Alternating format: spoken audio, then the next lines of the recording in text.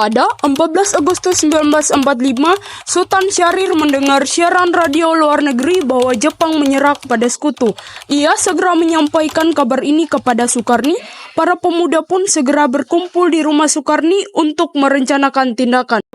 I'm stepping out, my dear, to breathe an atmosphere that simply reeks with class. Surrender of the Japanese. Believe me, ladies and gentlemen, it's a terrific sight as we stand here and see an ocean of people. The white hats of sailors standing out predominantly in the sea of heads that we can see both to our right and to our left. Bung, bung, bung, bung, bung. Ada apa, Bung? Kenapa kamu tergesa-gesa seperti ini? Jepang sudah mengakui kekalahannya, Bung. Kumpulkan pemuda sekarang, kita adakan rapat sore ini. Siap, Bung. Hei kalian, Bung Karni menyuruh kita berkumpul. Ada apa, Bung? Sudah, cepat, nanti saya jelaskan. Selamat datang di rumah saya.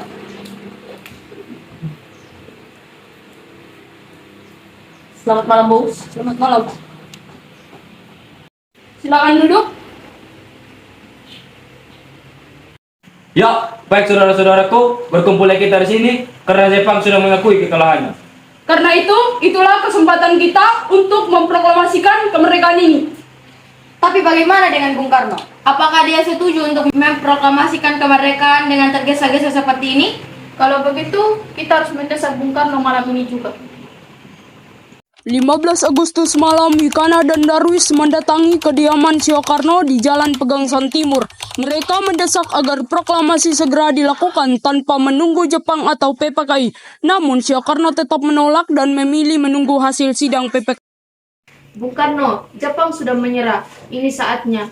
Malam ini juga kita memproklamasikan kemerdekaan. Apakah kalian yakin? Kapan Jepang menyerah? Apakah rakyat sudah tahu?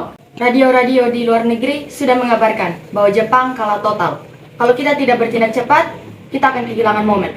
Kita harus hati-hati. Apakah kalian mau kemerdekaan yang diumumkan tanpa persiapan dan tanpa dukungan? Kalau kita menunggu, rakyat akan mengira kemerdekaan ini adalah hadiah dari Jepang. Kita harus tunjukkan bahwa ini kehendak rakyat, bukan pemberian. Jangan ajari saya tentang kehendak rakyat, tapi saya juga bertanggung jawab pada keselamatan bangsa. Tanpa dasar yang kuat, proklamasi bisa jadi sia-sia. Tapi Bung, jangan tunda. Waktu tidak berpihak pada kita. Besok bisa terlambat.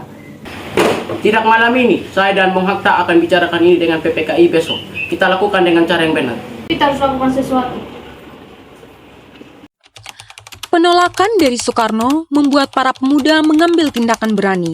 Dini hari, tanggal 16 Agustus 1945, pukul 4, Soekarno dan Hatta diculik ke Rengas Dengklok agar tidak terpengaruh oleh Jepang dan bisa segera memproklamasikan kemerdekaan.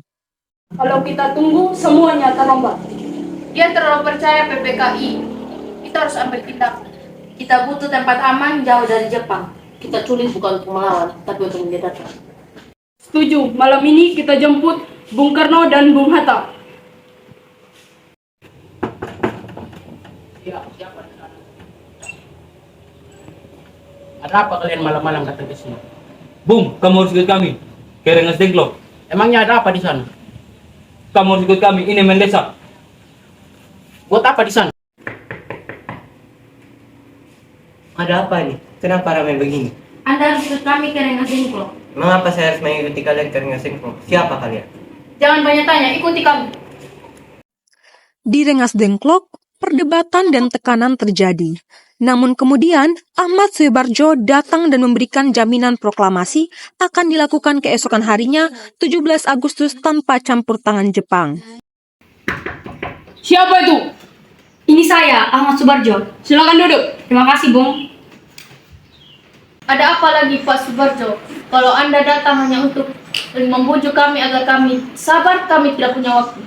Tidak, saya tidak datang untuk membujuk kalian. Saya datang untuk menjamin kalian. Menjamin apa? Bahwa besok, Bung Karno dan Bung Hatta akan memproklamasikan kemerdekaan di pagi hari.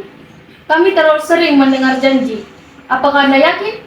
Saya yakin. Saya pertaruhkan nama saya, bahkan nyawa saya jika besok tidak terjadi proklamasi. Kau datang menjemput kami. Ya benar, Bung. Malam ini kita kembali ke Jakarta. Besok pagi kita nyatakan kemerdekaan. Dengan jaminan tidak ada tekanan dari Jepang. Ya benar, ini murni kehendak bangsa dan kita akan membuat sejarah baru Indonesia. Kalau begitu kita mulai babak baru Indonesia. Malam harinya, Soekarno dan Hatta kembali ke Jakarta. Mereka menuju rumah Laksamana Maeda untuk menyusun teks proklamasi bersama tokoh-tokoh penting lainnya. Baiklah Bung, sepertinya sudah waktunya untuk kita menulis proklamasi tersebut. Baiklah saudara-saudaraku, bagaimana saya menyusun isinya? Kami bangsa Indonesia dengan ini menyatakan kemerdekaan Indonesia. Selanjutnya Bung, ada hal-hal yang berkaitan dengan pemindahan kekuasaan dan hal-hal akan dilaksanakan secara tempo yang sesingkat-singkatnya. Jakarta, 17 Agustus 1945 atas nama bangsa Indonesia. Apakah kalian setuju? Setuju, Bung.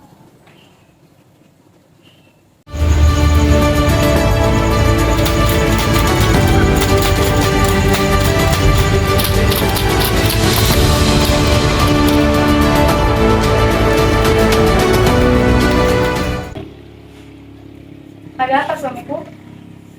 Jadi begini istriku, bertahun-tahun negara kita dijajah oleh bangsa asing, sudah saatnya kita berdiri sendiri. Siang tadi kami membicarakan di rumah Laksamana Maeda. Ini saya pikirkan untuk kita. Apakah ini harus segera dijadi? Iya benar, karena sebentar lagi akan ada proklamasi yang digaungkan. Baik, akan saya usahakan segera. Terima kasih.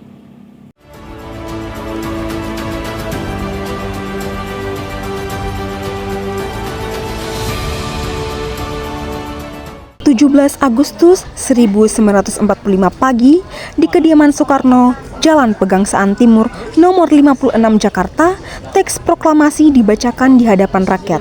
Sejak saat itu, Indonesia menyatakan diri sebagai negara merdeka. Proklamasi kami, bangsa Indonesia, dengan ini menyatakan kemerdekaan Indonesia. Hal-hal yang mengenai pemindahan kekuasaan dan lain-lain diselenggarakan dengan cara saksama dan dalam tempo yang sesingkat-singkatnya. Jakarta, 17 Agustus 1945, atas nama bangsa Indonesia, Soekarno, Hatta.